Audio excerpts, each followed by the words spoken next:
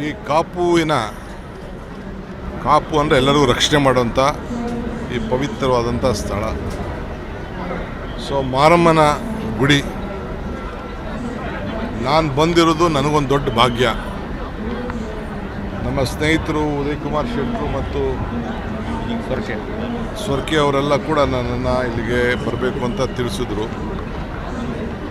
ಬಹುಶಃ ನಾನು ನೂರಾರು ದೇವಸ್ಥಾನಕ್ಕೆ ಪ್ರವಾಸ ಹೋಗಿದ್ದೇನೆ. ಹೊಸದಾಗಿ ದೇವಸ್ಥಾನದ ಈ ರೀತಿ ಜೀರ್ಣೋದ್ಧಾರ ಸುಮಾರು 99 ಕೋಟಿ ರೂಪಾಯಿ ಯೋಜನೆಯನ್ನು ಇಟ್ಕೊಂಡು ಸರ್ಕಾರದ ಯಾವ ಹಣನೂ ಇಲ್ಲದೆ ಬರೀ ಭಕ್ತರು ಸ್ವಇಚ್ಛೆಯಿಂದ ವಾಲಂಟಿಯರ ಕೊಟ್ಟು ಇಂಥ ಒಂದು ಕೆಲಸ, ಯಾರು ಶಿಲ್ಪಿ ಕೆಲಸ ಮಾಡಿದ್ದಾರೋ, ಮರದ ಕೆಲಸ ಮಾಡಿದ್ದಾರೋ, ಚಿನ್ನದ ಕೆಲಸ ಮಾಡಿದ್ದಾರೋ, ಕಲ್ಲಿನ ಕೆಲಸ ಮಾಡಿದ್ದಾರೋ,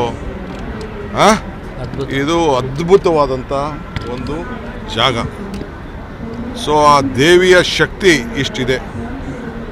ಇಲ್ಲಿ ಎಲ್ಲ ಜಾತಿಯವ್ರಿಗೂ ಕೆಳಗಡೆ ಜಾತಿಯಿಂದ ಹಿಡಿದು ಮೇಲ್ಗಡೆ ಜಾತಿ, ಇಲ್ಲಿ ಯಾವುದೂ ಜಾತಿ ಇಲ್ಲ. ಈ ದೇವರಿಗೆ ಎಲ್ಲರೂ ಕೂಡ ಮಾನವ ಜಾತಿ, ಮಾನವ ಧರ್ಮ ಇದು ಇಲ್ಲಿ ಎದ್ದು ಕಾಣ್ತಾ ಇದೆ.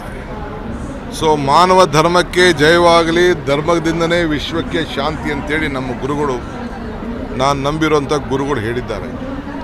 ಹಂಗೆ ಇವತ್ತು ನಾನು ಬಂದು ಇಲ್ಲಿ ಮರದ ಕೆಲಸ, ಇಲ್ಲಿ ಕಲ್ಲಿನ ಕೆಲಸ, ಈ ಚಿತ್ರ, ಈ ಒಂದು ಏನು ಶಿಲೆಯಲ್ಲಿ ಕೆತ್ತನೆ ಕೆಲಸ ಇದೆಯಲ್ಲ, ಇದು ಭಾಳ ಅದ್ಭುತವಾದ್ದು.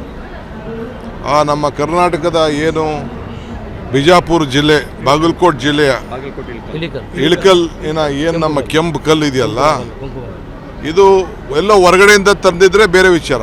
ಇದು ಶಿರಾಯಿಂದ ನಮ್ಮ ಕರ್ನಾಟಕದ ಕಲ್ಲಿನಲ್ಲಿ ಇಂಥ ಒಂದು ಶಿಲೆ, ಪವಿತ್ರವಾದಂಥ ಶಿಲೆ ಇಲ್ಲಿ ದೊರಕಿಸ್ಕೊಟ್ಟಿದ್ದಾರಲ್ಲ, ಇದು ನಿಜವಾಗ್ಲೂ ಹುಡುಕಿ ಮಾಡಿದಂಥವ್ರಿಗೆ ಸಹಕಾರ ಕೊಟ್ಟಂಥವ್ರು ಎಲ್ಲರೂ ಕೂಡ ಆ ತಾಯಿ ಅನುಗ್ರಹಿಸಲಿ. ಇನ್ನು ಹೆಚ್ಚಿಗೆ ಆ ತಾಯಿ ಎಲ್ಲರೂ ಕೂಡ ಯಾರು ಸಹಾಯ ಮಾಡಿದ್ದಾಳೆ ಅವರೆಲ್ಲರೂ ಕೂಡ ತಾಯಿ ಸಹಾಯ ಮಾಡಲಿ, ಅನುಗ್ರಹಿಸಲಿ. ಅವರೇನು ಅಪೇಕ್ಷೆ ಪಟ್ಟಿದ್ದಾರೆ, ಏನು ಬೇಡಿಕೆ ಕೊಟ್ಟಿದ್ದಾರೆ ಎಲ್ಲ ಕೂಡ ಈಡೇರಿಸಲಿ ಅಂತೇಳಿ ನಾನು ಇವತ್ತು ಒಬ್ಬ ಸರ್ಕಾರದ ಒಬ್ಬ ಪ್ರತಿನಿಧಿಯಾಗಿ, ನಾನಿಲ್ಲಿ ಭಕ್ತನಾಗಿ ಬಂದಿದ್ದೇನೆ, ಅದು ಬೇರೆ ವಿಚಾರ.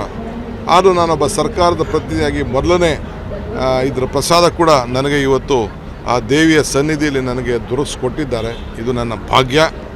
ಸೊ ನಾನು ಭಾಳ ಪ್ರಸನ್ನನಾಗಿದ್ದೇನೆ. ಆ ದೇವಿಯ ಅನುಗ್ರಹ ಎಲ್ಲರೂ ಕೂಡ ಕೊಡಲಿ ಅಂತೇಳಿ ನಾನು ಪ್ರಾರ್ಥನೆ ಮಾಡ್ತೇನೆ.